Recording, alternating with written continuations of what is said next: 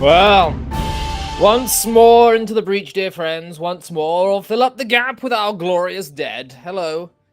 It's been a bit of a day today. I got home and I just crashed. I made myself a cup of tea.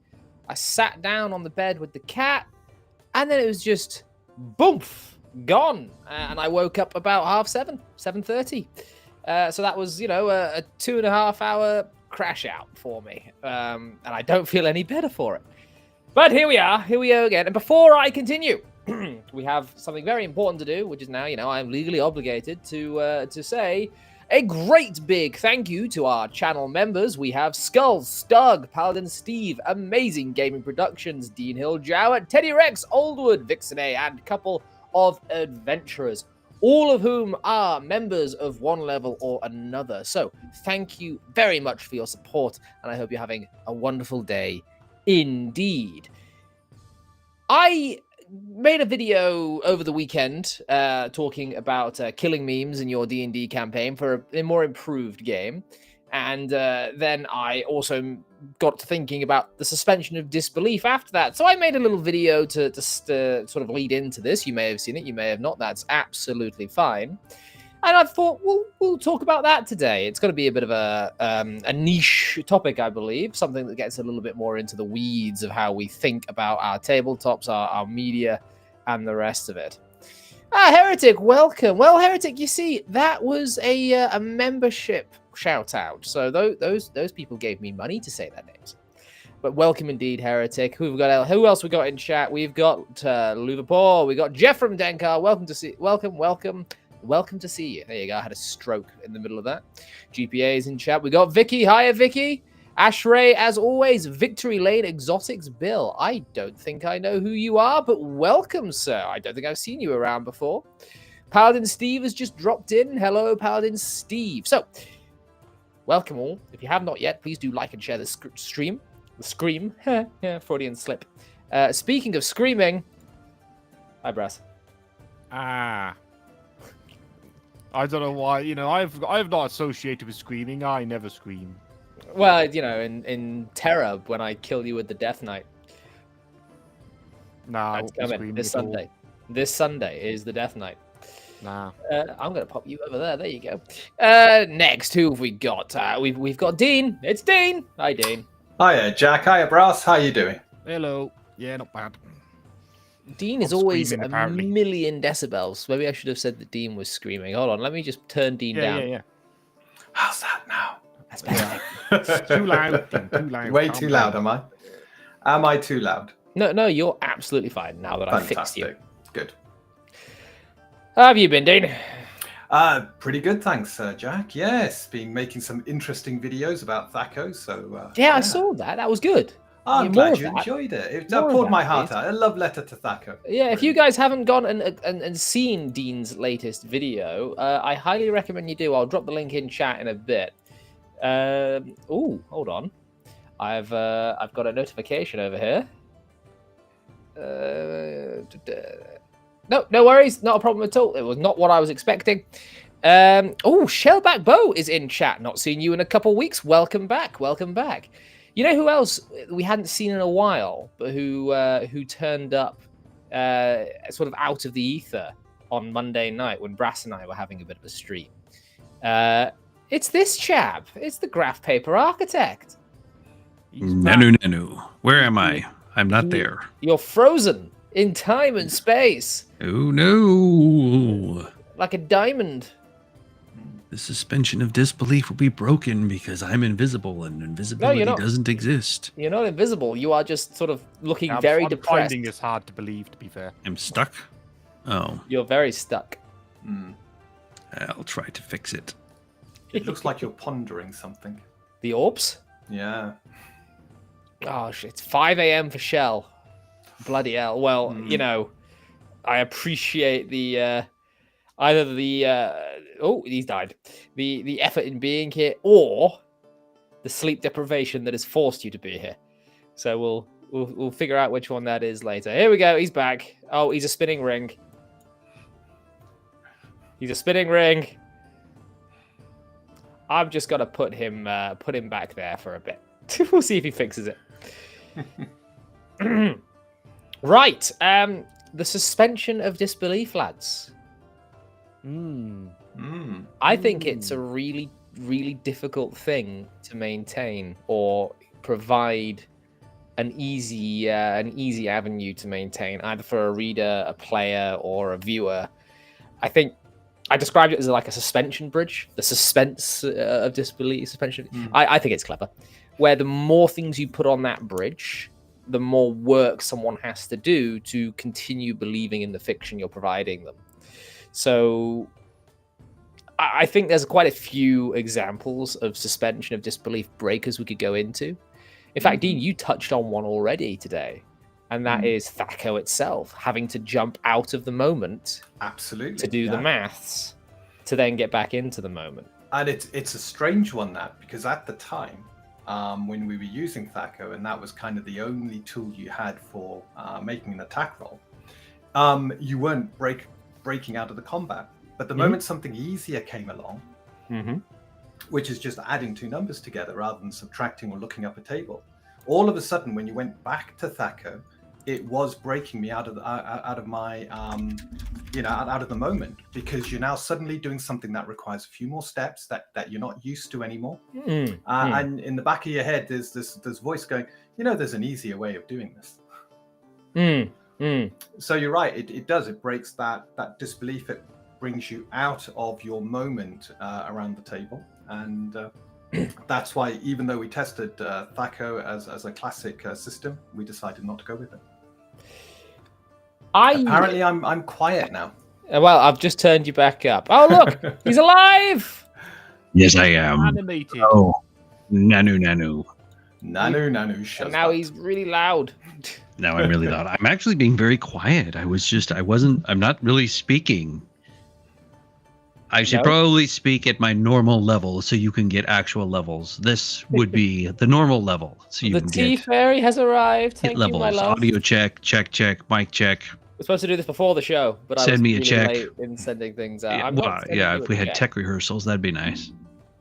How do we sound now, chat? Because there's now a fourth person. Restream not very good at saving audio levels, and Windows 11 keeps changing things, which makes things even more difficult. Yes, Thaco has math. Thaco has math. Yeah, Brass is really quiet, but that's probably just his microphone. He's boosted as much as I can boost him.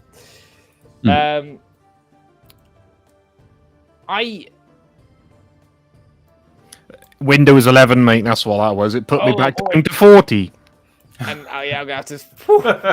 It blew me eardrums out after. Yeah, Windows 11 being Windows 11. Graph. Yes. Did you catch our discussions this week about the suspension of disbelief and whatnot? Yes. Let me turn you up just a bit because I'm having audio problems as well. Oh, good. There we are. Yeah, I switched you out for my little ear nubs, so I'm not looking like I'm directing air traffic like you guys are. That's okay. No, yes, I did. Listen to your video, and I think that you're definitely onto something, and it's something that I have some actual education and training on in film and television. And yes, so I brought an expert in, guys. Well, bit of it, I guess, but yeah, suspension of disbelief is something that's very, very huge, especially in film and television, because it's crucial. If especially when you're producing, any sort of, you have to tell them basically what's going to be happening. Are you in a galaxy far, far away in a time long ago? Are you in another world or another time? Where are you? When are you? What's going on? And that way people can frame what's going on, and then of course, as you say, if you have something that's just ridiculous, if you're like, oh, okay, we're at, 1875 and here we go, and then all of a sudden someone's driving a red Lamborghini and you're going, wait a minute, what? But what happens is that there's a couple of things that are going on, especially today, in suspension of disbelief, and that's in. So first of all, it is you can have weird random things if you're setting is something that could allow for weird random things. If you're watching Doctor Who, like whatever, you don't know what the hell's going to happen, right? Because Doctor Who, I stopped watching with I just brain farted him. The scarf. Brilliant smile, curly hair. Yeah, Tom Baker. yeah. Back in the day. Yes. Yeah. See, He's my doctor. I'll be honest, I never liked Doctor Who, really. I liked it then, but not now. I was like, meh. But then, yeah. Excuse me, I'm drying out. So anyhow, yeah, back to what I was just saying, and I'll shut up after this. But so what's happened is understanding the audience and understanding where the audience could be and where they can go with what story you are telling. When things started back in the day in Grognardia, and we had things like, Sinbad and the Seven Seas, and we had Conan, and we had some other things as the 80s cracked open and we started having more and more things to be able to play with, our ability to suspend disbelief and understanding of what could be going on in fantasy really expanded with Jim Henson and all of that. And take that now to today, and you talk to somebody from today's audience, even as young as 10, 12, or younger kids, and they've been inundated with so much more media than ever before in history, and from the entire spectrum of One Punch Man and Dragon Ball Z and anime and all this stuff, and Cowboy Bebop. One Punch Man, possibly one of the greatest opening theme tunes in anime. Right.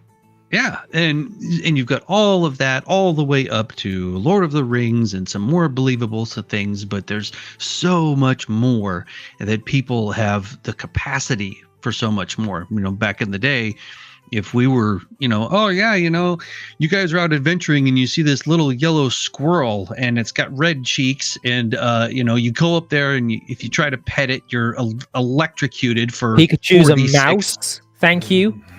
Whatever. Squirrel, mouse, It's rodents. the electric mouse Pokemon. Okay. See, I'm not totally super on it. I've got some of it, but anyhow, you see my point. Back then, you're like, "What the hell are you talking about? That's stupid." Nowadays they're like, "Oh, it's this. Oh, it's that. Oh, that makes sense." I think, or this or like that. you said, though, But it depends on the setting. It depends on the setting. Like, well, yeah, but you Pokemon can't have it outside of the setting. And the biggest thing that breaks it when you say, "Oh, this sucks," and the reason why it's broken, is writing. Mm-hmm. Writing and dialogue is what will destroy your suspension of disbelief. It is what absolutely destroyed the new Willow series, amongst other things. But the very first thing with that was like, they don't say that. Graf. Because when you say writing and dialogue, there's a video I'm going to mention that I mentioned in my video that Brass is going to know exactly what I mean when I say, Brass, millennial writing. Yeah. Someone in chat was saying they were in the middle of watching that. Liverpool, I think it was. That's a very good video. Him with this stream. You should go and finish that video, man. It's a very good video. Jeffrey's moved over to Rumble. There he is. He's back in his home setting. It's more of actually, I did actually pin this. It's Heretic. Heretic has already used the V word. Verisimilitude. Mm-hmm. But no, I think especially in terms of dialogue, and this is something that Brass and I have had discussions about before, especially when we're going through stuff we've written on solo and then we send it to each other to edit, is archaic dialogue within medieval settings I find very necessary. I think this is something I've criticized you on at times, Brass, is having sort of more modern phrases and dialogue sort of accidentally, I think, sprinkled through. Well, it depends on what style of fantasy you're writing. If you're writing Lord of the Rings, then sure. But if you're writing more, what's a good example? World of Warcraft, like World of Warcraft, Final Fantasy, that type of thing. Then the issue is World of Warcraft. I think you'll agree with me, was at its best when it was trying to be that corny, cheesy, archaic fantasy language. It was never that archaic within the language, but yes, I know what you're on about. The more classic era, where what it is, it's not the language, it's how seriously it takes itself. You're very true. The Whedonization of things. If you have a character that has a somewhat modern style of speaking, look, at the end of the day, even if you're using archaic language, that is still extremely modern compared to how people actually sounded in the Middle Age, right? You get some medieval peasant time travel and read Lord of the Rings, he's going to think, what the hell is this? Like, what are all these words? But it's more like, if you've got someone using modern language and that's taking you out of the moment and they're making a corny joke about this otherwise serious situation, that's horrendous. But if you have a character that uses some modern lingo and that's just how they speak, and maybe they're supposed to be more charismatic, flamboyant, whatever you want to have them as, that's fine, in my opinion, if it fits in the setting. In fact... Sorry, where would talking of this, Lord of the Rings, the film? I don't know whether you've seen that, Jack. You don't see films often. I've seen the Lord of the Rings films, maybe a couple times. In the second one, the two. Oh, there's a cat in the background. Look at it go. There is that was Freya. She's now out of here. In the second one, an orc says, "Meat is on the menu, boys." Menu being a very modern word. In an otherwise film that was using I don't remember if this is actually true, but I believe Tolkien used the word train in one of his books at some point as describing something. It was like a train, like a steam train. I believe he used something like that. That's what I've heard. Maybe. I don't know if that's actually true. Maybe it wasn't in his novels. It might have been in someone else. But I will say that Tolkien was... Because both Robert E. Howard and Tolkien are what I would call proto-fantasy. They are the fathers of the fantasy genre. You'll go through their work and you will find references to very middle of like pre-World War II stuff. Like that, Tolkien obviously uses the Gregorian calendar. You've got tea cakes and tea sets and doilies and all the rest of it that are going on, which are they fit the setting. They don't take you out of it, but really is a very Victorian thing, not really a medieval thing. So we're not really talking about. Not much Israel, welcome. We're not really talking about the anachronistic sins of a thing. I think, Brass, you are much more on sort of hammer on the nail there when you say we're talking about the way it fits the overall tone and tenor of the thing. Before we go any further, Heretic of Ethics over on Rumble for $1 do. He says, I call it genre language affection. Every genre has a usage of language that is unique to the property and immediately takes people out of it when they hear common usage. So there's actually a really good example of this that springs straight to mind, and that is the replacement of the word race with the word species. Because to me, species is a science fiction word, not a fantasy word. Agreed. Absolutely agree. Graf looks like he wants to say something. Well, no, mine comes from the scientific background. There's race and then there is species, and they're two totally, completely different things. I put on my lab coat. It's like, no, that's not how language works. I mean, I could get really on a soapbox as this. They even changed the definition of literally in the dictionary. Now it says literally could mean figuratively because so many people use it as figuratively, and it's in the dictionary, so that's really what it means. It's like, no, it doesn't. See this dictionary? You're going to get hit with it. That's what it literally will happen. Because see, in a sense, that's not what the word means. The word does not mean that. In a sense, there is a point to that because language isn't stagnant. It does evolve with use.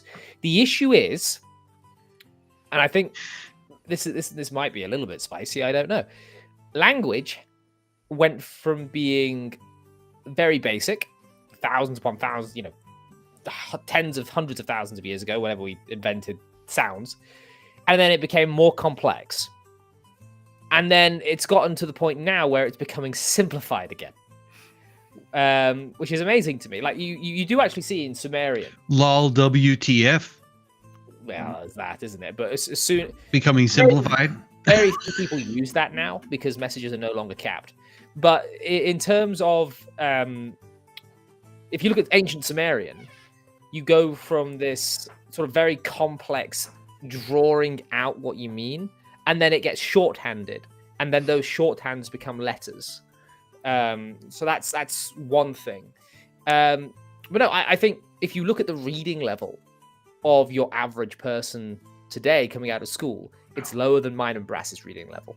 There's this girl I work with in where I work. She's only 18 and she keeps talking about all these books she wants to read. I was like, no one your age reads. And she goes, you know why that is? It's because they think it's gay.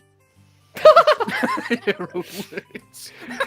I wish she was wrong. Because what is our biggest problem with Baby DM? He doesn't want to read. He can't read. That's the problem. Well, neither can Dean, but it didn't stop him. Well, actually, you're right. Dean makes an yes. effort. Dean's like, yeah, you know. No, but yes. I mean, I've got dyslexia. It's not. It just means you got to put a bit more effort in. Yeah, but you may have dyslexia, but you still learned how to read. Well, I don't think Baby DM ever did learn how to read. There's a difference between reading and understanding, and it seems that there's quite a bit of a breakdown of understanding. And this all goes into NLP and all the yada yada. I won't go down that rabbit hole, but the point being is that people can read something like "I love dogs," and that hits their filter, gets twisted, then it gets to their brain, and their brain kicks out, oh, you're a cat hater. You're just a cat hating because you said you love dogs and and then they'll go out onto the internets and they will find like-minded people because that's what the internet does, right? It says, oh, you're like this, so you must like these people, and then you get connected and then they form groups. You're showing Carlin was right. You're showing your age by calling it the internets. The internets, the webs, it's the tubes, dude. It's the interweb tubes, right? The guy in Congress even said that. That's right. Does anyone else remember I Can Has Cheeseburger? I Can Has Cheeseburger. I was there. Yeah. I was there. I was there. I was there, Gandalf.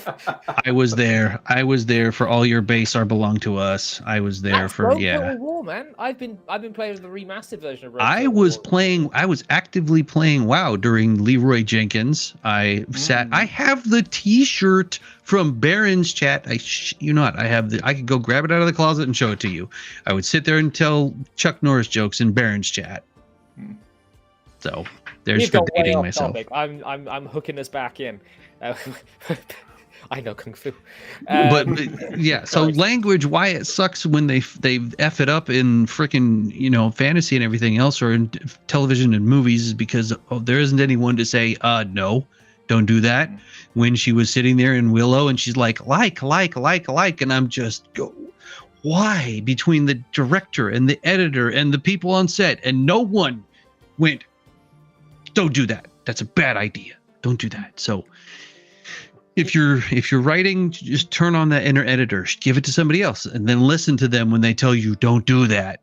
Yeah, I using the word "like" in the wrong context is, as a millennial, it's something. If you're from California, like for sure, dude, like no. You leave my wife out of this. I often catch myself doing it. I catch my little brother doing it, and we both hate it. We catch each other doing it. Mm-hmm. I go, why? I just did it there. In the midst of me saying it, I nearly did it there. Brass, can you read this one for me? I can't remember how the accent goes down. Do it. No. Do it. You gotta remember the accent. It's not even written correctly. It's supposed to say many whelps left side, not whelps on your left. Mm-hmm. More thoughts. We need more thoughts. Many whelps, handle it. At a 50 BKP minus. Yes. At least I have chicken. Different video. I think, Dean, going back to your point about the Lord of the Rings films, specifically the Peter Jackson films, right? Yeah. I think even though the Lord of the Rings films they're an okay adaptation. They're sort of like an entryway, a gateway drug. But if even when it's not being the Lord of the Rings properly, it still feels like it's being the Lord of the Rings because of the way that the gravitas with which it's approached. So it's like you're going into a solemnity, which is a bit of a Catholic term. I'm sorry, but if you approach the the material with a certain solemnness, where you're willing to allow it to blossom rather than hold it back, or like you don't always. I just said the word like. You I don't. do it all the time. I know. It's just I hate it. But it's if you don't hold the material back and insult both it and the intelligence of the reader, viewer, player with a cheeky wink and a nod and a bit of levity every bloody time something serious is happening, you can get some really cool shit. Yep. What, out of curiosity, because I know Graf can't say the entire time, so we'll start with him. I asked this in my video chat. You can tell me as well in chat. I'll bring a few good ones up. What is a moment in either a game you've been playing, tabletop or video game, a book you're reading, a show you're watching, a film you've gone to see? What is a moment where something happens and it just breaks your suspension of disbelief? You are no longer from that point able to interact with the material seriously because something the material has done has just taken you straight out of it. Immersion broken. I'll start with you, Graf. There was something. Someone said okay in some other show, but I'll go back to Willow. When she started saying like, she'll say it, or someone else will use some sort of modern terminology or some sort of, maybe it was in Alien, the new Alien show as well. Somebody was using some lingo. It was just like Skibbity hundreds of wrist. years. Yeah. It's just, whenever they're saying that and just, nope, I can't. I don't. This does not make any sense to me because this is not something that, it should be serious. Willow should have been serious. If I'm watching Spaceballs, thank God that's coming out. I can't wait for the new one. And someone turns to the camera and is all like, yeah, watching it in now time. Then time, there's then time. But now is not stuff like that. Yeah, Mel Brooks, it fits. You know what I mean? You expect it. You want it.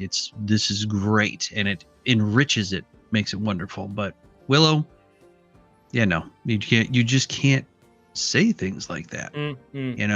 Don't be sitting there in your 16th century and going, for sure, dude, like dude totally came in on his horse, man, like for sure, unless you're freaking Bill and Ted and there's your phone book. If you're Bill or Ted, then sure, but whatever. That's probably a reference you don't get. I don't know, maybe I think I've seen Bill or Ted. Come on, Chad, help me out. The air guitar, is that them? They do air guitar, yep. Yeah, I've seen that so one. Does Wayne and Garth, they do air guitar too. Okay, so I might not have seen them. That would be my first one. I think I know what heretic means by Finn there, but I don't want to draw too much attention to it because it might upset YouTube. And if you want to get spicy, we'll go spicy as well. So my spicy take is sure, combat wheelchairs. If I see that in the art, if I see it in the thing, I'm like, what? They did what? Moving swiftly on. We're not here to talk about that. No, it's part of the discussion as well. I know. That's why I brought it up in the video as well. But I know if you start talking about it, it's all anyone's going to glom onto, and the rest of everything will get lost in the noise. All right. It's an example of something that people struggle with. That the evidence of that is the fact that we all argue about it all the time. So that's enough. That's all that needs to be said on combat wheelchairs. Brass. See, I can't think of many specific examples because there's too many specific examples. I've almost become desensitized to it. But all of World of Warcraft, all of Dungeons & Dragons, all that sort of thing. I mean, for example, here's one. It's not necessarily the words used, but it's the writing of the characters in WoW where every single character, every single fucking one, has become all about peace and Lovecraft, not Lovecraft as in horror. I mean peace and love, and friendship and forgiveness, and every single storyline ends with the characters going, "We must embrace change and look inwards on ourselves." God, and we must. The message. All that. It's absolutely cringe as fuck. But also, there is a specific example that isn't to do with writing, but it's to do with a specific thing in a game, Final Fantasy, right? So there's a lot of, like, JRPGs inspired by the Final Fantasy style. I hate the Final Fantasy style. I know that's going to upset people. I really hate when people are running around in trench coats and swords, and there's like I hate that. But I get it, right? It's like meant to be somewhat modern with swords, okay. But you could be running around Final Fantasy 14 specifically on a chocobo or something, fighting goblins, and someone drives past in a BMW. Yeah, that's Final Fantasy. And they're like they're in like a biker jacket and jeans. You're there like you're in your armor with a great sword. You're a paladin. You're killing goblins, and there's just this biker with jeans and a fucking Harley just pulls up, and it's like, what's it doing? What is this? I hate it. Yeah, I'm with you on that. I couldn't stand it. I tried to go back to WoW for the anniversary and all of that, and we went to the Dragon Isles and all the horror of that. And you go talk to the welcome to the Dragon Isles. I'm ready to serve. La la la. It's a theme park. It's not even. There's no. It was atrocious. Yeah, it completely just takes you out of. You can't believe in any of it anymore. It's like, yeah. Blech. I forgot that Graf was also a WoW nerd. I also forgot that when I got you two together, it just becomes WoW streams. Oh, I could go down more rabbit. We still have one of the oldest guilds from launch. For the Horde. Please. Hello, Mackin, please. She's getting a little old, but I took her to the vet, and she's apparently healthier than me. Oh, that's good. Yeah, I could believe that. Yeah. Off you go then. She comes up to me and goes, "Wow!" and starts rubbing all over my leg, but she doesn't actually want the attention. She just wants. She's back now. Hello. Because we're talking about WoW. Dean. There's two things, mostly on TV, film, media, that absolutely, the moment I see them, I switch off and I move on to something else. The first one is when, without good reason, someone is taking a lot of punishment and they are not actually taking punishment.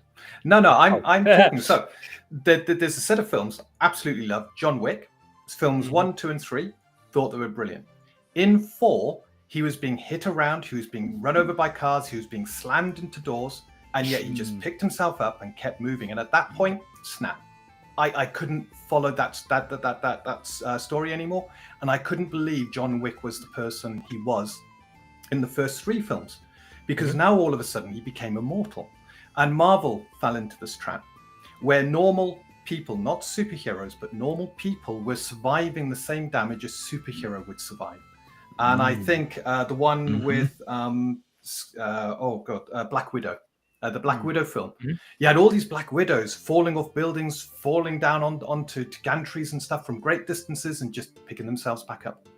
And at that point, you can't invest, you can't watch, it just breaks the fourth wall. The second thing is when a person who is definitely smaller, weaker, beats up another person who is bigger and stronger. And at that point, I'm like, no way, that's it, I'm done. That's all right if there's some fantasy magical empowerment element going on. So, for example, like if you've got, I don't know, some paladin or whatever empowered by divine power, and they're beating up someone twice their size, it's more believable. But when it comes to it's got to be consistent within its own world. It has to be consistent.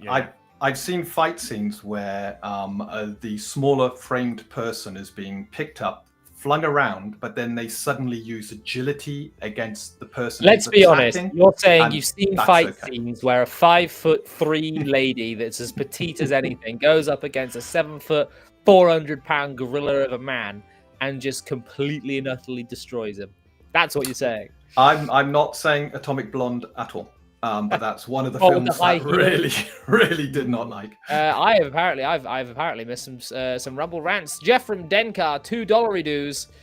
Thoughts on art in RPGs that aid or counter the power of belief? I love 2E, D&D, and Rifts art, but find 2024 D&D uninspired. What art in the RPGs screams to you? Yes, this is what all games. This is what the games are all about. We'll come back to that one. Liverpool for $1 do. In Otter's Castles and Crusades game, I mix old and new indiscriminately in my in-character speech. In sooth, thou art a popinjay, beshrew thy drip. I got cancer from reading that. Jeffrem, that's actually a really good question, because this is something that can and will take you out of the experience. But before we do that, something that breaks my suspension of disbelief. I've not seen the Rings of Power, but knowing that this happens, I immediately know I don't want to see it. And that is Galadriel swimming across the ocean. Oh, yeah. She gets, like, all the way to the fucking whatever it's called. Valinor, and then jumps off the boat there and swims back to land. It's in Middle-earth. Yes. Oh, hey, look, it's Feifel. Hi, Feifel. Feifel sighting. Everyone say hi, Feifel. Hi, Feifel. I do want to focus on what Jeffrem has said here. How much time you got, Graf? I have another 15 or so minutes, a little bit longer than that, but maybe because elves are, aquatic and they don't have any body hair, right? I mean, she could go really fast, but I think her ears would probably be a drag. I don't know. She was in a dress that's as well. half a joke. She was wearing a dress? Oh, that makes sense. Or gown, at least. the gown hid her mermaid flipper. I don't know. I don't know. I don't even. Anyway, so Jeffrem's question here on games and art. I actually agree with him. I do find quite a bit. I have defended some pieces of 2024's artwork, but I do find 2024 art to be incredibly modern. And I think everyone knows what I mean by that, because it has a very corporate style to it. Inconsistent as well. Yeah. You look through touched up AI. And you've got very, very modern stuff next to, like, they did the art of the Wyvern, and it looks very classic D&D. And then, like, on the exact same page, you got, I don't know what the hell it is, but some modern shit that just completely takes you out of it. And, like, even the dragons, you look at one art of a dragon, and it's like, that looks cool. You look at another art of a dragon, it's cartoony. So I want to, for a particular artwork that I wanted to look at just quickly, I've got a video of it here actually. This will be handy. Give me just a mo while I do that. I'll put it on screen. So this artwork, this really terrible channel that you guys shouldn't go and respond to at all. Agreed. Good grief! What is that on there? Oh, Jack, I can't believe you even have that on your channel. That is atrocious. What is it supposed to be? A turkey? It's a dragon? A turkey vulture dragon? Quiet, you! But no, I think that if in particular, this bird, there is a particular, shall we say, pastel influence. And I find that modern game art, and you can see this in the Veilguard, Dragon Age Veilguard, and you can see it in new video games as well as TTRPG offerings, really likes its pinks, blues, and pastel vomit greens. Yes. Very true. And I don't know why. Well, I do, but I won't say why. But that is the kind of art that I look at and think the first one, the hawk dude, looks pretty great. Yeah. The second one, I'm not He's so a sure. pink cockatoo.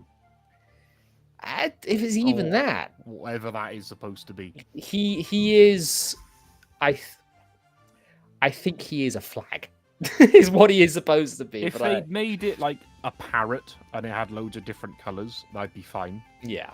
But the one at the bottom looks like a real bird. It looks like a hawk or an eagle or whatever. Or a buzzard. Or a buzzard. It looks perfectly fine. I nearly hit a buzzard. The clothes are fine. I know it's got, that sort of pastel turquoise, but yeah, the pink and blue, I don't know what they were doing. So yeah, just as in case people haven't figured it out yet, this is the Brass Dragons. I've dead named you again. This is Brass's channel. Here's the link to the video. Go give it a watch in a bit. My favourite 2024 artwork is the Ancient Copper Dragon, and I've put this. I've tweeted about this before. But basically, all throughout the book, they talk about how they want wormlings, the dragon wormlings, Oh, to be this. threatening and deadly and all that. And they did a very good job. The wormling art for 2024 is fine. It's still modern, but it's fine. It makes them look threatening. It doesn't make them look like little cheapy, cutesy things. But then the ancient copper dragon art has all of these wormlings, chromatic and metallic for some reason, all in this little nursery creche, and they're all little baby cutesy little things.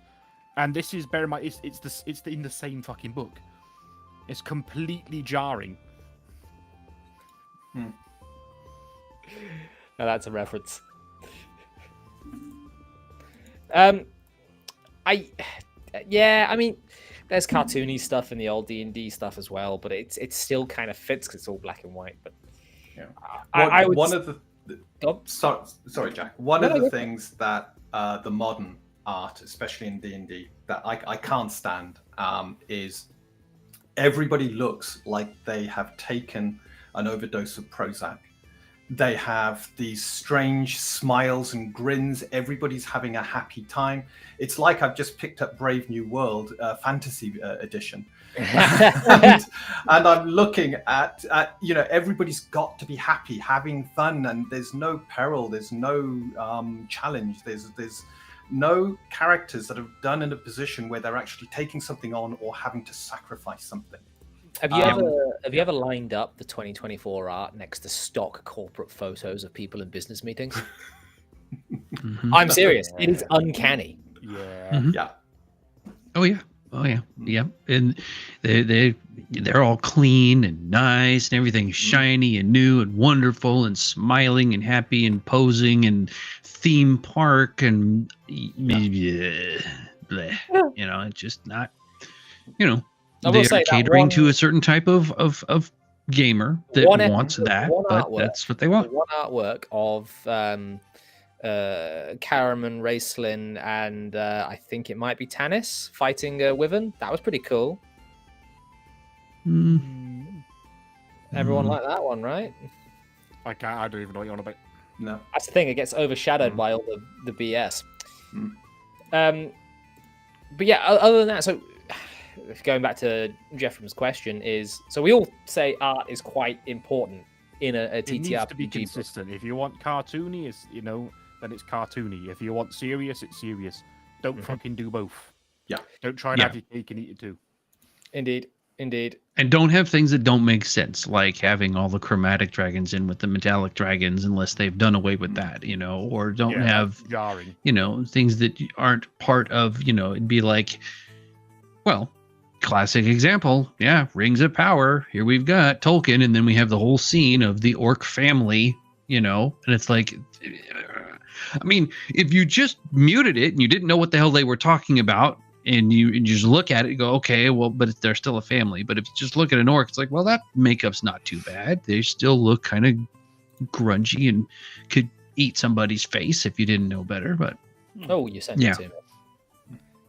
Yeah, it doesn't.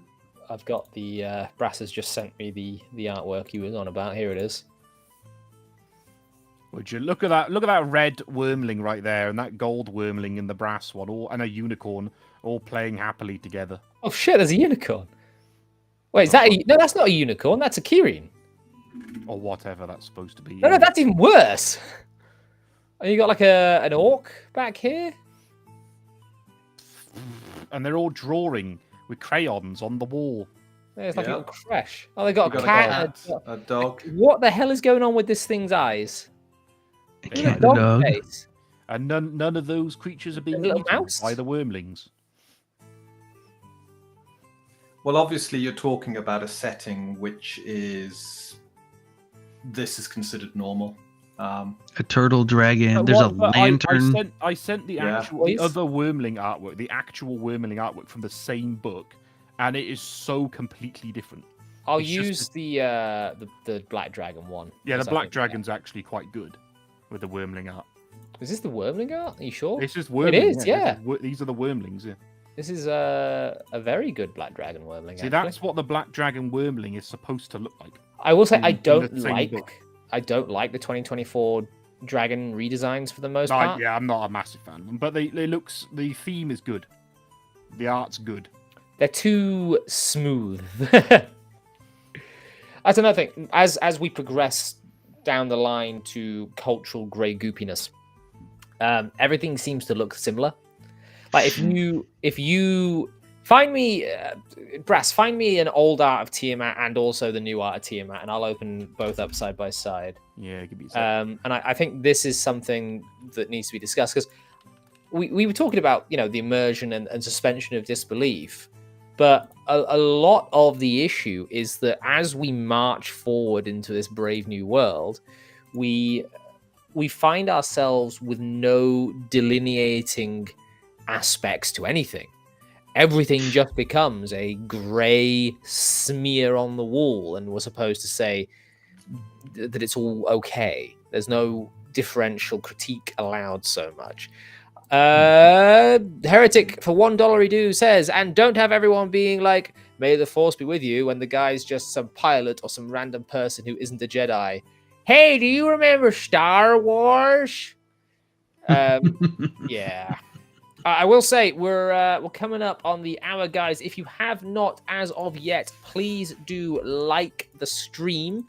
Helps out an awful lot. Also, give that link I've just dropped in chat a share about to your various Discord communities.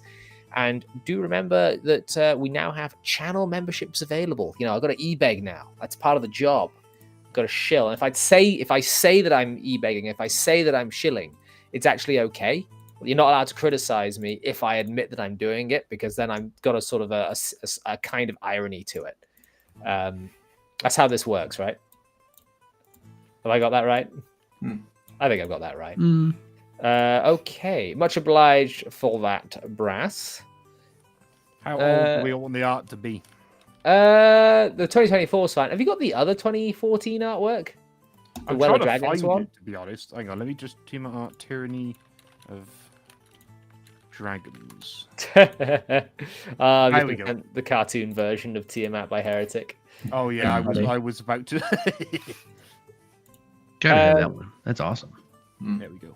Thank you very much. That's brilliant. That's the one I meant.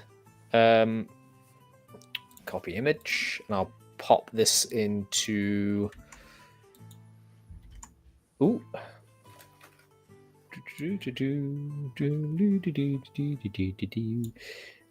I do like this music.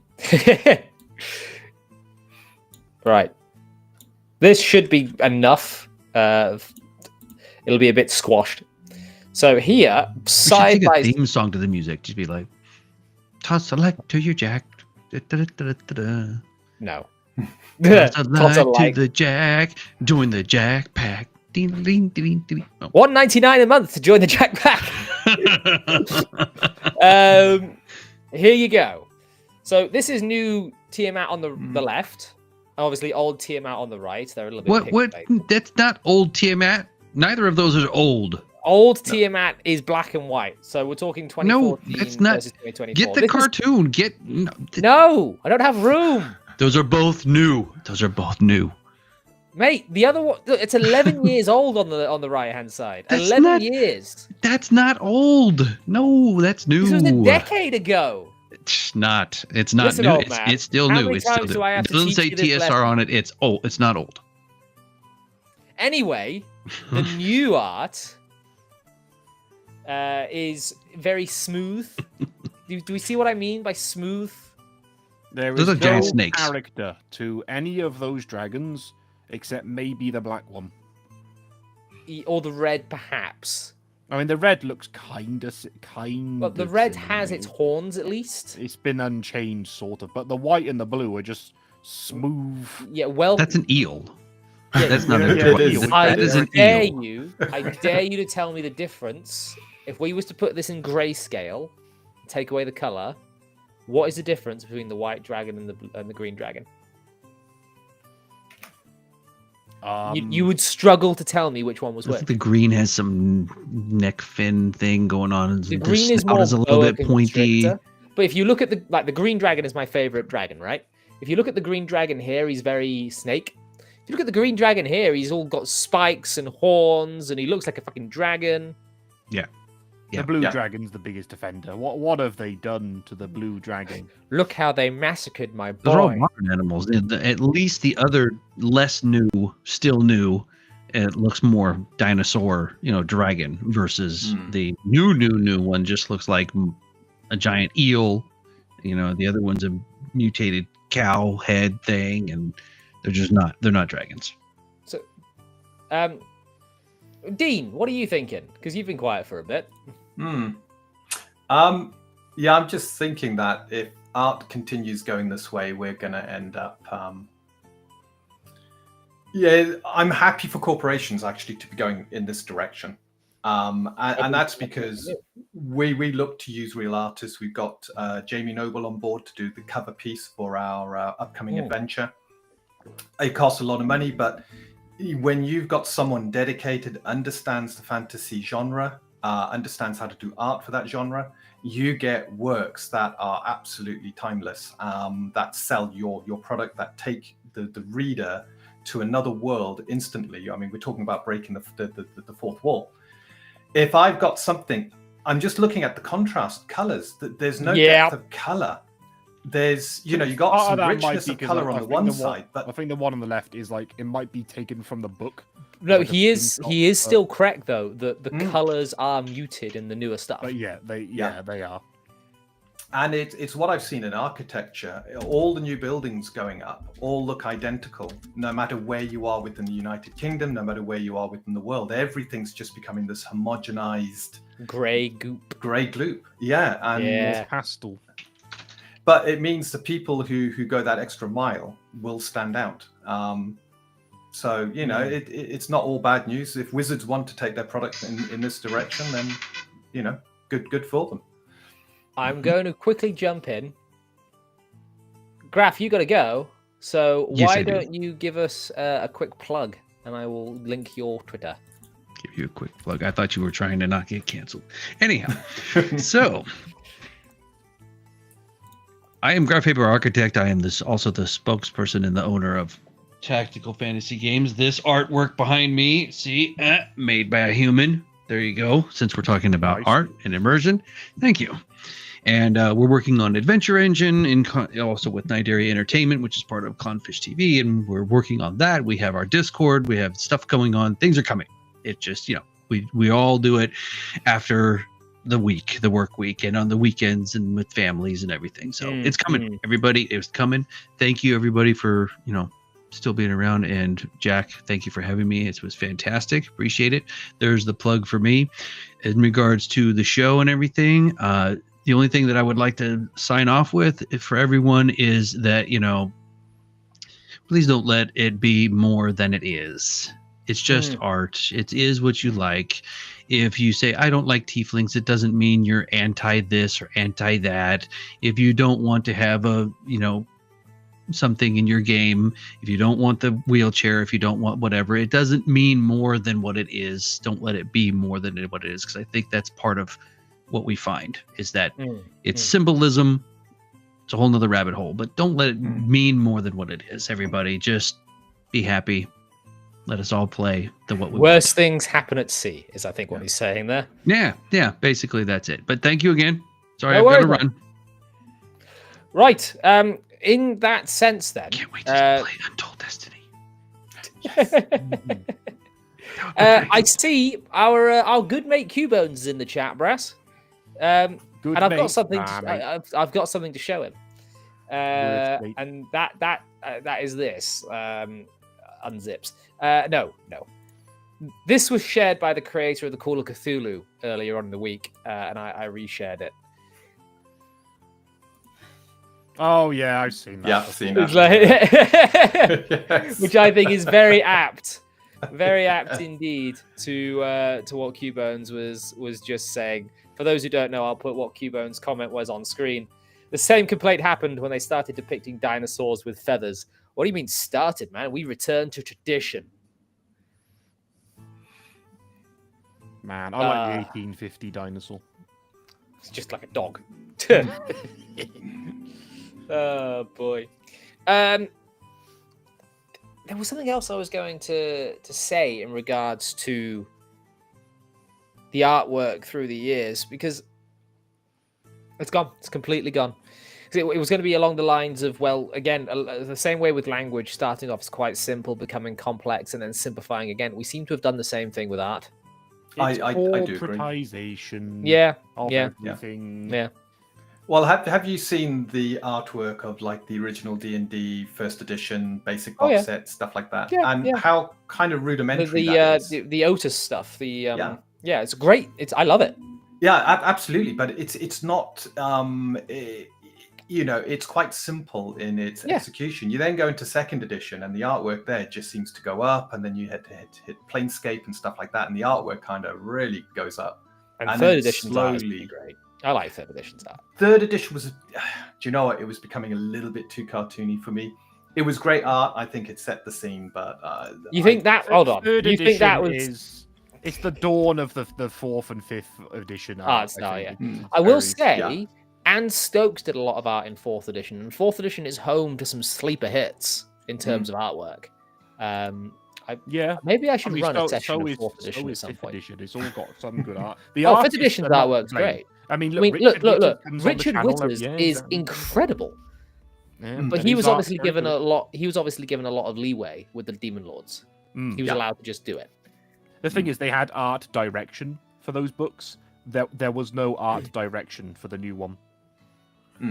I see. I've heard otherwise. I've heard interviews of artists from 2024 saying that there was art direction in terms of they weren't allowed to just do white male, blonde hair, blue eye. In fact, they were very much encouraged not to. But I don't have the book next to me, but I'm pretty sure when I looked in the monster manual anyway, and I looked through, I think there's one art director for the new one. And in 2014, I think there was 4. There was a team of them, or it might be the other way around. I cannot remember. But either way, whoever the art director for the new one was didn't do a good fucking job. Right, here is a monster that I want to show Dean quickly. And I always come back to this guy when it's time to talk about artwork through the ages. This is the Cloaker. Ah, yes. Oh yeah. I'll make him a little bit larger so that we can more easily see him. So this is obviously the 5th edition Cloaker. Mm-hmm. This is the 4th edition Cloaker, which I think is pretty good. Yeah, Not that's not bad. Not bad. This is the 3rd edition Cloaker. Still pretty great. Fine, yeah. Mm-hmm. Yeah. My favorite is the 2nd edition Cloaker. Yes. And you're telling me the other things are too cartoony? Oh, yes. You make a good point, Jack. And I do concede that in... I think it... This is the 1st edition. Yeah. I've got certain pieces of artwork from 2nd edition that really jump to the fore. And you will find in any edition, you can find some pretty terrible artwork. You can find some good artwork. And I'm thinking generally, as a generalization, I felt the sort of medieval essence that 2nd edition really captured was beginning to be lost when you went into 3rd. It was still great. The artwork was still really good. I can appreciate and that. that's Actually. slowly being eroded as we go down each edition. For me, generally, the 2nd edition artwork, there's far more iconic pieces in 2nd edition than any of the other editions. Yeah, excluding some of the cover stuff for the box sets. The warrior on the horse going up against the dragon, the big red dragon on Treasure Hoard, stuff like that. I don't know. I think that all of the, again, there's that one piece in 2024 that I've said that I liked. Like you say, artwork. We've gone for a long time on this question, Jeffrey. I think you got your money's worth. Artwork, very important, but, and this is big but. Did you just giggle at that? There is only so much artwork can do, right? Brass and I have found, as we play mostly through Roll20, Brass and I have found that actually we kind of need to remind ourselves to do description. Yeah, true. Because it is so easy to let the battle map on the screen do the work for you. And just go, oh, there's this guy, this guy, this guy, you see these guys. Rather than, You travel through the swirling mists on a nighttime road. Twilight has just ended and the moon is starting to rise. You can tell as the mist has begun to glow a ghostly white. A whistling sound flies past your ear, and there is a splitting pain on the side of your face as an arrow embeds itself in the ground behind you. Roll initiative. I'm And sorry, you know that where did you say we were? What was the colour of the trees? you can't see them because it's misty. What was the colour of the mist? How big is the room? I didn't say how big How was the high is room. the ceiling? I said I cast Fireball.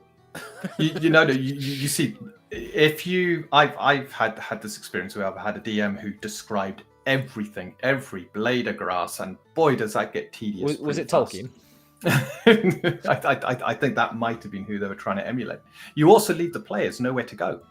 Leave out details, because the players are surveying a scene, and then they can ask the questions, like you just asked there, Russ.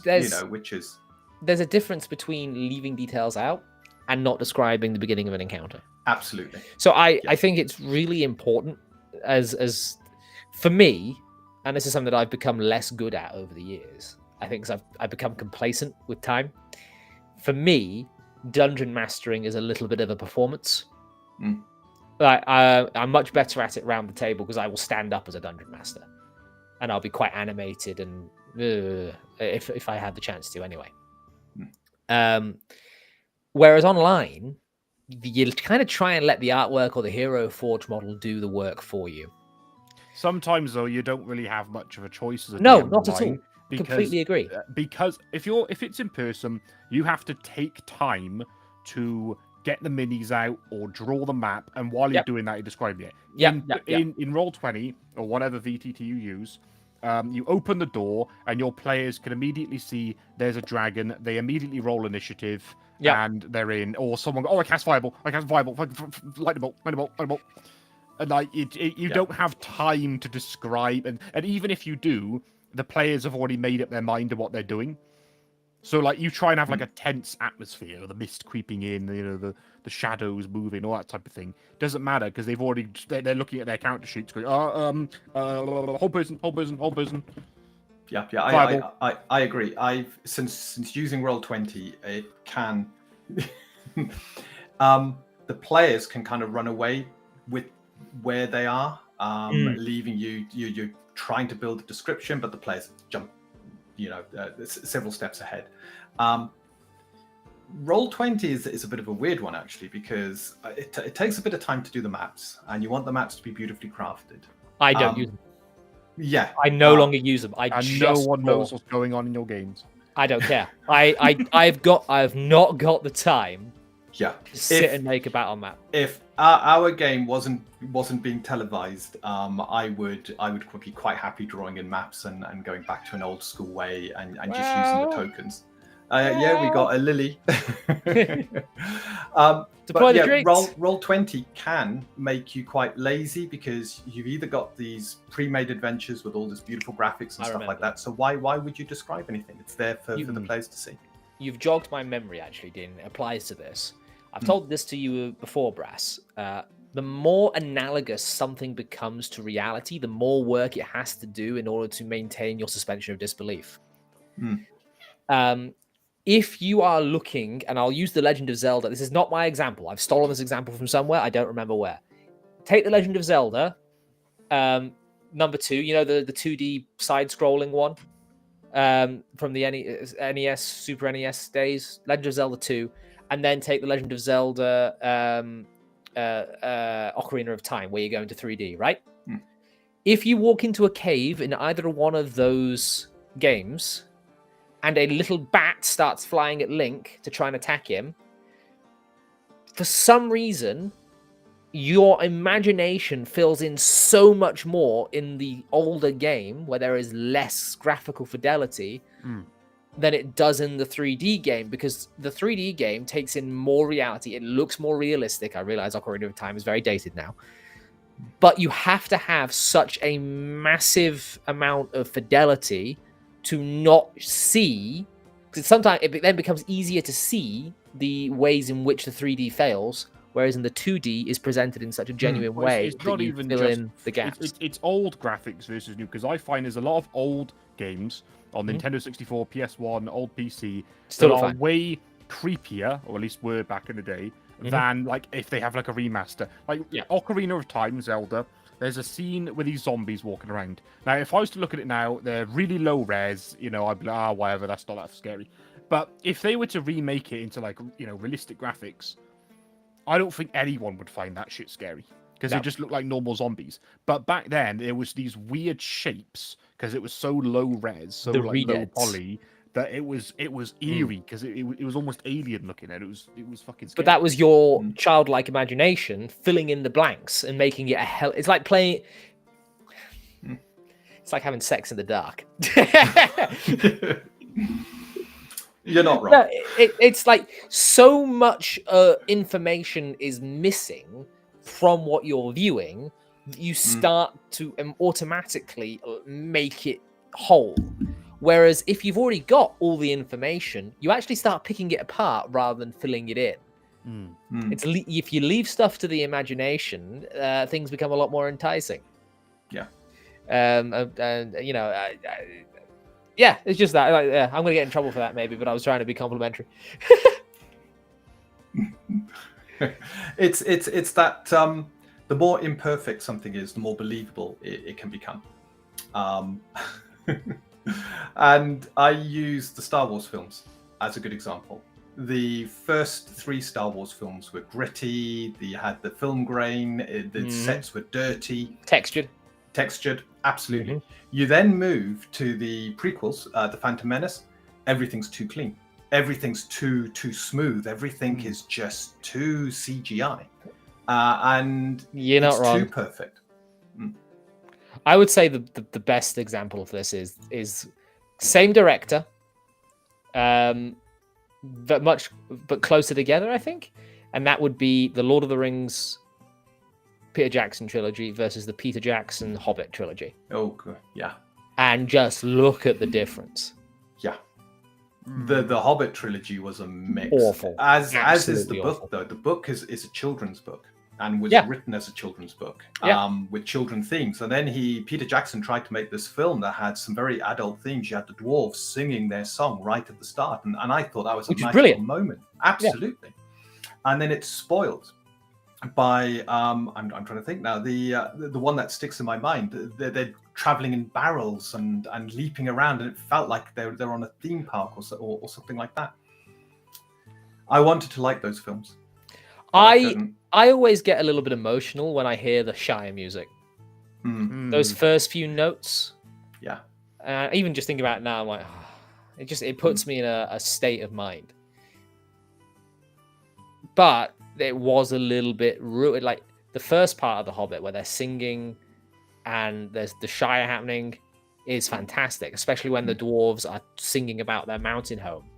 Because The Hobbit is one of my favorite childhood books, if not my favorite childhood book. And then they leave the Shire and it just becomes shit. I think there was quite a bit of an issue. I don't think Peter Jackson was originally supposed to be doing it. I think he was brought in to try and save it. Yeah, Hobbit could have been one film. Should have been 2. Probably could have got away with 1 film, but two would have been fine. And cut out the necromancer bit as well. That's best left. I will say this: the fight between the council and the ring wraiths, utter bullshit. Really fucking cool. Very Marvel. Yeah, it's just like you get Elrond coming through, and he goes, "You should be dead." And like that is really cheesy and cringy, and I love it. I want more of that, please. Paladin Steve says, once upon a time, players responsible for the map. You provided the descriptions, yada yada. His message disappeared. But yes, you can do that on VTTs. Jack tried it. The only problem with it, right? It works okay, gets them engaged. The problem is time. Jack unfortunately gets too tired and too sleepy and frustrated if the game lasts more than an hour, and so I could go 3. I'm not as young as I used to be. You can't go 3, mate. Every time we have a 3-hour session, this session's lasting too long. Can we wrap it up, please? I'm not as young as I used to be. I'll give you. I used to in high school. We used to go for sort of 12 to 14 hours over I a want a over a weekend. 6-hour D&D session every day. Thank you very much. That was COVID. That was what our COVID experience. That was, and it was great. It was wonderful. Yeah, Right in yeah. the Okay, middle of look, the Sabo, afternoon. you make the maps in your group. You're an artist, and you're a damn good one too. By the way, the drow butt, lovely. She did say I could use some of her drow for advertising, so I might zoom in on that drow butt for a thumbnail soon. Don't get banned. I will get banned, but it'll be worth it. Teddy shouting at me. Why is Teddy shouting at me? Jack, you seem very focused on memes and modern vernacular and cartoonish drawings, perhaps even modern. No, but you've not addressed how meta mechanics shatter immersion suspension. I suppose by meta mechanics you might mean metaphysics, or do you kind of mean the Thaco?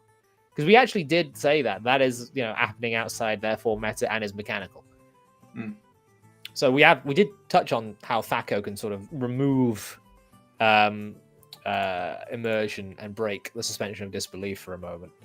But no, you are right actually, and I do need to say that this stream, should have said this at the beginning, completely forgot, is brought to you by the upcoming Tales from the Tavern issue 3, which I do believe that Vicky has 3 articles coming out in. I think she has, yeah. Which will be absolutely incredible. Mm. What were we talking about? Metachlorians, metaphysicals. Yeah, metaphysicals. Yeah. Metaphysicals. I need to go to my doctor for a metaphysical at some point.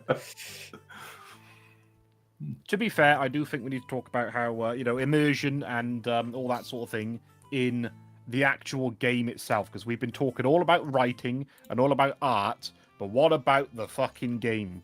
And I'm not like we've had a good example of this in my campaign, right? So everyone kind of started out in the current campaign as down to earth, human-ish characters. There was like a half elf in there or two, but the group fit perfectly with one another. It fit the setting. They worked really well with one another. Very down to earth. One of the characters, or one of the players, wanted to bring in an artificer who was like partially in a mech suit and all that type of thing. And I just thought it's not going to work mechanically and thematically with the group that we have right now. It just isn't going to work. But now that everyone's level 8, and that 5th edition has done what it does. I mean, even not even mechanically, because but your paladin is I fly around as an angel. Come on. Yeah, until he does that, he's a normal dude. Vixene's character, very grounded, just dwarf barbarian, massive hammer. Okay, perfectly fine.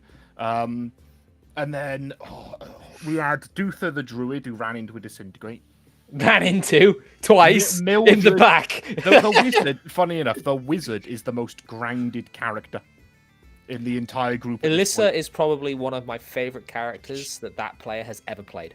Yeah, and she is the only one that's still just I'm a normal human, just wearing like a beanie and like a coat. I mean, yeah, okay, it's a little bit, aesthetically jarring, but we're in a winter themed campaign, so it looks works. kind of early Victorian clothing, which you can get away. It works. But what was I fucking on about? Anyway, yeah. Now though, it's so absolutely flying around as not, an angel. You've got the druid was turning into a giant bear at the same time. The barbarian summons lightning.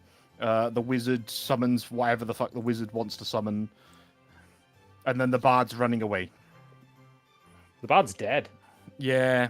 He didn't run into a disintegrate. He ran into a helmed really horror. bad plan is what he ran into. He ran into a hold person. He blew learned himself out up. why you don't try and rip off the Mages Guild. Yeah, he tried to heist the Mage Guild. And it then ended the up in druid an explosion. died trying to break into the Thieves Guild guy. So this is what I always talk about: bait, NPC bait. And this goes back to our conversation from last week. The player was punished, but you gave him the rope with which he hung himself. But yeah, I This is think Baby like, DM's character. if someone was to try and introduce a character that is a big fucking meme in an otherwise serious campaign, even if they don't roleplay him as a meme, let's say you've got all humans, and then someone comes along, I'm playing as an orc. Now, Well, they no, might this play that happens. orc really well. This kind of happened to us in Thador, because I said the only thing that my character really has is a problem with orcs, because my kingdom is being invaded by orcs. To be fair, that campaign was kind of like my version of your Bravo Company campaign. Everyone played a meme. I didn't. Except, I mean, yeah, obviously, Jack, you never play a meme because you have no sense of humor. But Fireball. But I mean, we had a slime. We had a gnome that looked like a Santa's elf. Did you forget with a Idrissa? big hammer. You had oh yeah, to be fair, that was a short meme. Yeah. That wasn't meant to be a meme campaign, but we treated it as a meme campaign. Jazari was supposed to be a meme. She just became incredibly grizzled. True. But yeah, we had I mean, at least one of the orc characters was trying to cover her face. The other one went around going, me butthead, me cannot die, and just walking up to like human guards and be like, you dumb, you butthead. And I'm like, yeah, he's dying. So, what people need to go and do, perhaps, is watch this video, which I'll put on screen, and I will get the link for. Yeah, people need to go watch that video there. This is the, kill the memes, improve your D&D. There's my Bravo Company. And it is so incredibly important for characters to fit the aesthetic and tone and tenor. Again, it has to be contextualized within its setting, right? I, for one, had the most fun ever in Dungeons and Dragons playing my human fighter, which acted like a rogue. I loved him. Yeah. But also, after he did the arc that I kind of wanted, but sort of an expedited pace, and I thought it was more poignant for him to just be broken, to leave behind his magic sword that he murdered his friend with, and go on. So I will maybe reprise him at a later date, but I think there are, in a game like yours at the moment, the immersion of where we're at, I think it made more sense to bring in a heroic knight figure. Because all of a sudden, the entire reason for our quest, yes, we were saving a town, but was for the ability to help save Baby DM's character's wife. And when Arthur, who had sworn, and Arthur took those kinds of things seriously because he was he was a valiant, they did do an oath. He had sworn to help this man and ended up having to end him. So that for me was Arthur's moment to just say, I no longer want to be involved. The villain won. But then yeah. But in terms of immersion, right, it might make sense for the heroic knight to turn up.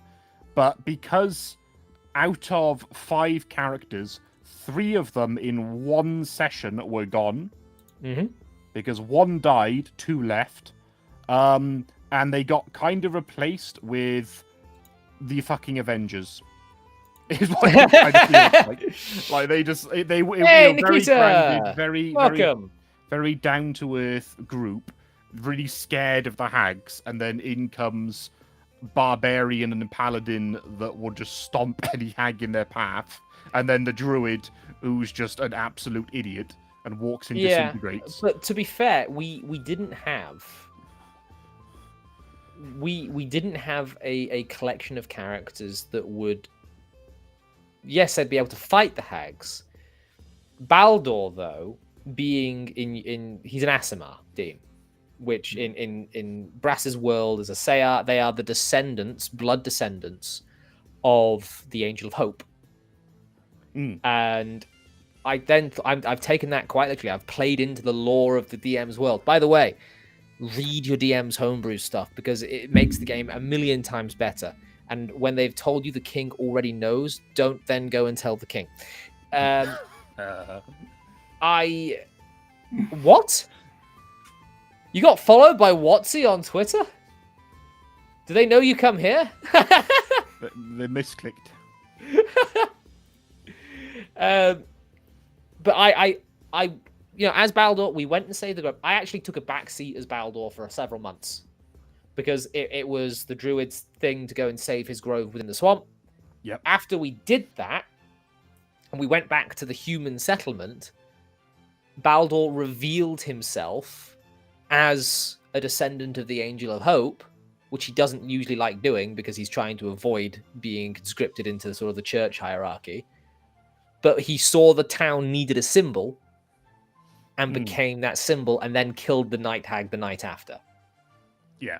So now it fits a lot more now, because originally, before that revelation, even though we all knew what he was very much just a "what ho, good friends" sort of knight walking in, and like it was almost like a comedic relief character at first in like an otherwise extremely serious campaign.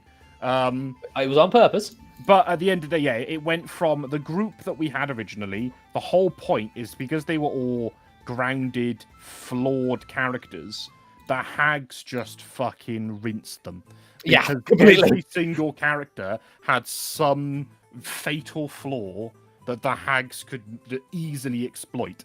Whereas I think because the new characters were blank slates, it kind of for a while felt like, what am I supposed to do with these characters? Because they don't have connections. They've not got family. I can't Yeah.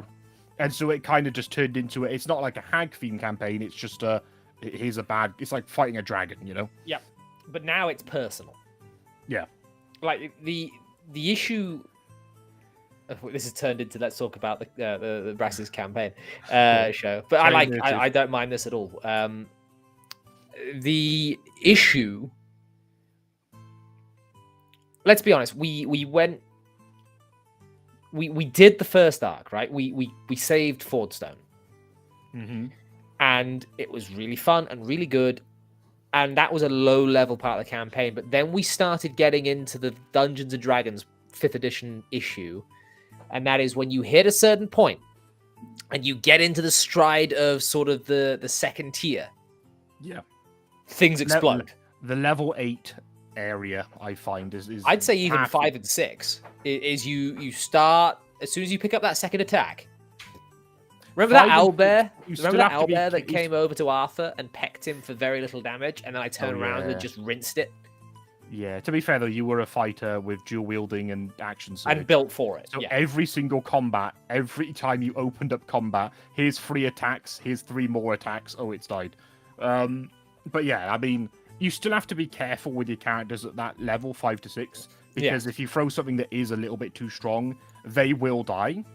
Yeah. But the reason I think level 8 is the beginning of the end is because that's your next ASI, that's your next feat, whatever, and there's a very noticeable power jump from 7 to 8.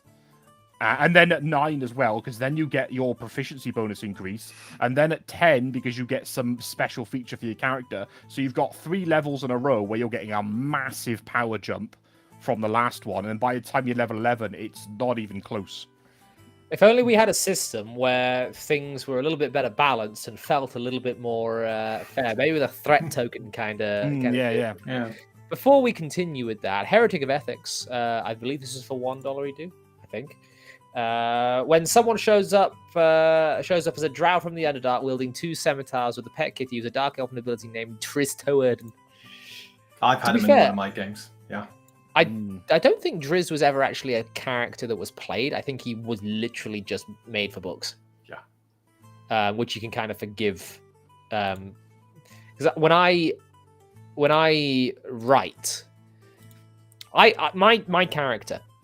My main character that I write about is Baldur. And, every now and again, I don't do as much writing as I used to because I'm busy focused on this, but sometimes I do just write a scene. It's only a short thing, usually handwritten, something like that. But a lot of the time, my main character, because of the way... He's got to be special because he's the main character, right? He is kind of like a superhuman half-elfy type character, and he does just rinse a lot of things. He cuts things through. I've got other characters that do the same thing. It's a very heroic, mythological, Tolkien-esque fight scenes where they just tear through the chaff before they get to the big bad, and then the struggle begins, you know? So you want to sort of build up your heroes. Drizzt is like that, because if you actually read The Legend of Drizzt, or in fact, I think it's actually better if you listen to Victor Bavine read it to you on the Audible series on audiobooks, because Victor Bavine is fantastic. I don't care what people say about him. I love that guy's voice. I've often listened to it going to sleep. If you read those books, you will find that Drizzt, although he is incredibly dexterous and has obviously god tier stats if you were to put him into a game, struggles a lot narratively. He's often tricked. He often has to struggle to be accepted to be able to then go and kick ass. So a lot of what Drizzt is just this constant fight to get to the bit where he can kick ass. He can kick the ass, but it's can he get to the bit where he kicks the ass? That is the interesting part of Drizzt. It's the build up. It's the build up of tension, and then the climactic fight at the end is the release of it. Is how those are done. And no one cares that, you know, Conan's overpowered. They just care about Drizzt because he's edgy. Sorry, rant over.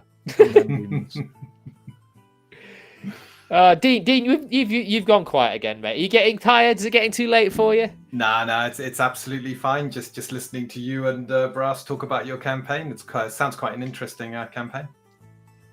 He's complaining about, you know, his party being overpowered. He's not told you about his paladin in my campaign. Well, the biggest problem you got, you're playing 5th Ed, right? Oh yeah, that is that. Yeah, No, everybody's that is overpowered. Yeah. Everybody's overpowered. Actually, and the problem I have is my character's back hurts because I have to carry everyone else's characters because they're not overpowered. Yeah. The brilliant thing about that is he's saying that, but I'm pretty sure my wife's back hurts from carrying his character, quite literally. Yeah, I think Shell made a good quote there about really swapping out characters between 8 and 12. I had a player, and I'm very lenient with my players, which is if they're not happy with their character, allow them to tweak them. You can drop levels, take new levels, swap out your characters. Normally done with a bit of role playing, a little bit of a downtime to do that. And I had one player during the last campaign who changed their character a total of 4 times. At certain points, they maintained 2 levels of fighter for the first 2 changes. Then they dropped the fighters. They were hitting their kind of 15th level and made it a mixed cleric wizard. And then finally dropping wizard completely and making it a full cleric at the high levels to get all of that lovely power. And that's the problem with 5th Ed. That's the problem with multiclassing. Multi-class builds work very, very well at low levels. And then they begin to lose efficiency as you go up the levels. And the single classes begin to take over. Feeding into that, you know what I don't like? And I've said this to Brass before, and I know Brass disagrees with me. I don't like subclasses. Yeah. Don't like it. I think it's terrible that you've got all these abilities that are shared, and then you got these strange little abilities that come in to make you different. And it means there's 13 classes? Might be 14 now. The problem with subclasses is that it pigeonholes you. So I'm playing an Oath of Vengeance Paladin, but I'm not a vengeful character. I'm playing it for the mechanic. Yeah. Like I don't really. The Bladesinger Wizard is a cool subclass, but also you can do it without. I don't know. It's just the subclasses to me are. They're not as cool as prestige classes from 3rd, where you had to sort of unlock them via clever builds. Yeah. But then 3rd had its own issue with that, which is to do the prestige classes, you typically had to multi-class, and there were some real problems with multi-classing, especially around saving throws stacking with each other. I don't like multi-classing as a rule. I did it with I was going to do it with Arthur, but he and one other are the only 2 characters I've ever really considered multi-classing with. Everything else has just been pure because you don't.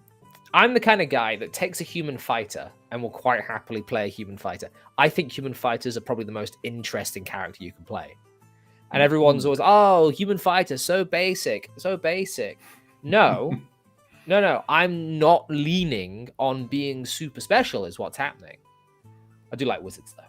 they're the best blank slate, because if you play as a dwarf, you're going to think, right, I want to act like a dwarf. I'm If you Scottish. play as an elf, you want to act like an elf. If you want to play as a tiefling, you want to act like the main character. But if you're a human, you could be anything. Can I address the more crunch you have, the more pigeonholed you get? That's not necessarily true. No, not it comes down to the system itself. Does the system deny you choice options? If it does, you become pigeonholed. If the system says you have made these choices, therefore you fit this role and this role only, and you can't deviate from that role unless you take another class, then you're pigeonholed. And that's what 5th Ed does. You decide, I want to be a fighter, then at 3rd level, what type of fighter? And that's it. You're now stuck unless you take another class. You are that role and that role only.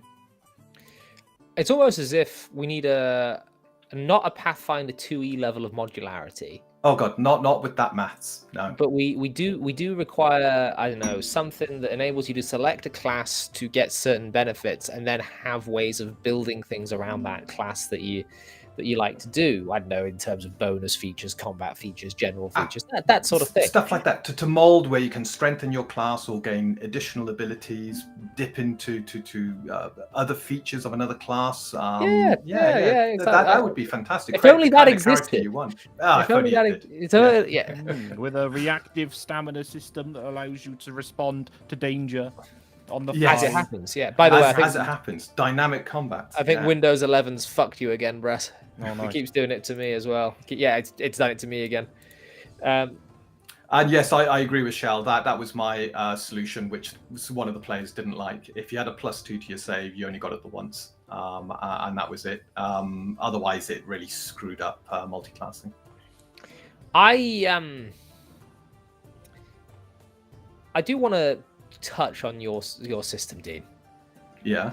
Specifically the reactions and the stamina system, because we're talking about the suspension of disbelief, right?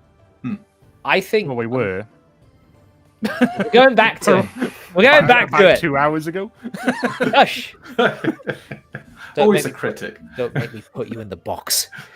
I think that one thing that will take someone out of the table, being immersed on the table, Brass, we're getting back to that bit where we started. Very good.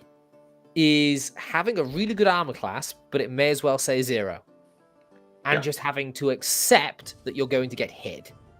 Yeah. You passively sit there waiting for the damage to come in. Indeed, I'm going to have to ban Teddy from chat for that comment. I'm not putting it on screen. You can all see it. I think it makes a lot more sense, and it keeps people involved and immersed in the current fight to know, I'm being smacked, and especially in Brass's case, my greatsword has a bonus to parrying. Parry I shall. Yep. Or in my case, I've got a spell set which gives me 2 options as sort of contingency plans. I feel like as the wizard, I've used my brain to plan ahead. I'm not reacting, so to speak. I am prepared for the attack to come at me. So, well, unless I roll shit.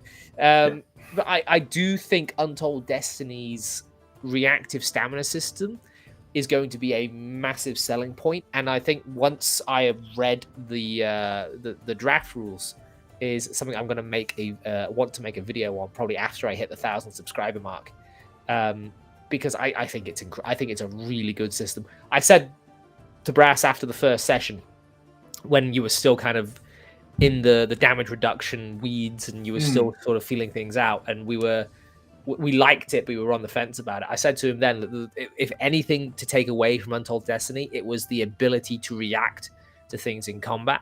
And I remember actually when I was in school and I didn't have access to D&D rule books and we made our own little system to roleplay with, we had responses. So if you attacked, it was assumed that you would get a response out of the enemy, or that you could get a response on the enemy. So it was this more dynamic flow state. Yeah, which Untold Destiny sort of. And we've got some spells coming in that you're going to love, Jack, which if you defend against an incoming attack, to give you instant movement to get out of trouble and stuff like that using a spell point. So there is so much flexibility you can build into a system where even when it's not your turn, you're given an opportunity to do something and then trigger something off doing that successfully. And yeah, it just makes for a more exciting combat. We have another Rumble rant, and then after we've gone through this one, we might think about last calls. Jeff from Denkar for $2 dues. I found the excess. Jeff from Denkar for $2 dues. I found the excessive prestige classes of 3 D&D was a weakness. I've never seen a person play a core class to 20th level. Pathfinder 1E made it worth it to go to 20th level in a core class. I like Pathfinder 1E, but that is because it is basically 3.9 or however. Yeah. 3.75, I think they called it at the time. Yeah, but it's still got a lot of the if you don't mind a lot of numbers, big numbers, then it's okay. But yeah.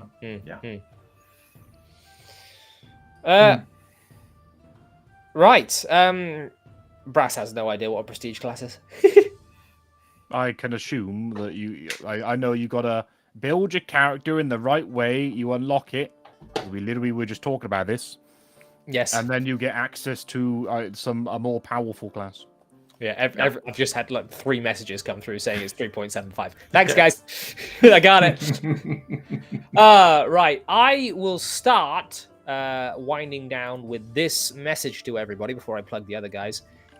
Please do, if you have not yet, like the stream and go and check out some of the newer offerings on the channel. I'm going to start linking my actual channel page in chat there. Do go and check out, because I have put up 2 new videos this week. And tomorrow, drum roll, tomorrow, I am recording something special. And it will hopefully drop on Friday, because the Elven Maiden has sent me through her voice files now. And I need to actually add it to the business elf. Other than that, do go and check out my new offerings. Oldwood's here. How long have you been here, my friend? Welcome, sir. That reminds me, there are also memberships available now. Get shout-outs.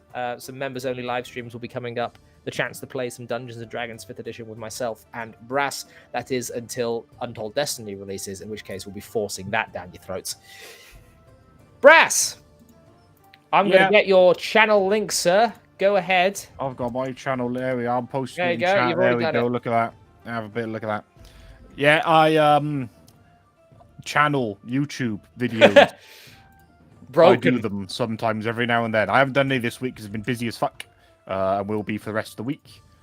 Probably for the next while. But I'm trying to go over every single monster in the Monster Manual, reviewing every single one of them. Ranking them from F to S tier in terms of how good of a monster they are and how well designed. The Aarakocra was B tier. Oh, I spoiled the video. Oops. You do kind of put it at the front, I think. Oh, look who it is! It is. The Elven Maiden has arrived as we are wrapping up. I was just saying, Emmy, that you have voiced Business Elf, and I need to edit that together. And as I said a little later on in the stream, because I completely forgot, this stream is technically sponsored by the Tales from the Tavern issue 3 coming soon. Go and follow the Elven Maiden on Twitter for more information as that progresses. Dean, sir. Right. Well, if you follow me on Twitter at Hill_Jowett or follow at Evereye Games on Twitter, you'll get to hear all about Untold Destiny. We are fast approaching now the one-shots. We're in talks with Roll20 about character sheets. So I'm hoping to have character sheets where you can click a button and actually have all the dice rolled for you, picking up the right attribute and number of dice.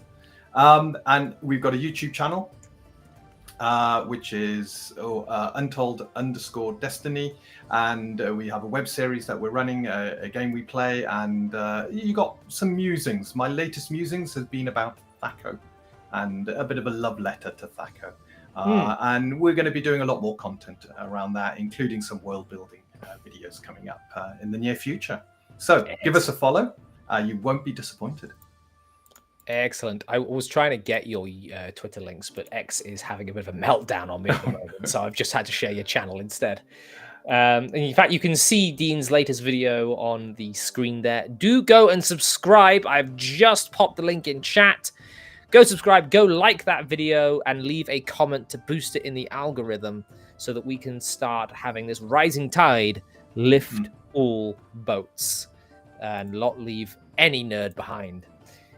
Thanks for joining me tonight, chaps. I really appreciate it. No worries, mate. No worries. It's always good. We'll have to try and think about something to talk about next week now. Like, this always happens. Like, oh, good, we've got through another week, and then there's another week that behind that I then have to think, oh shit, what do we should talk talk about now? Immersion and suspension of disbelief. Yeah, that's a good idea. We didn't quite get a chance to do that today. I don't believe you, Brass.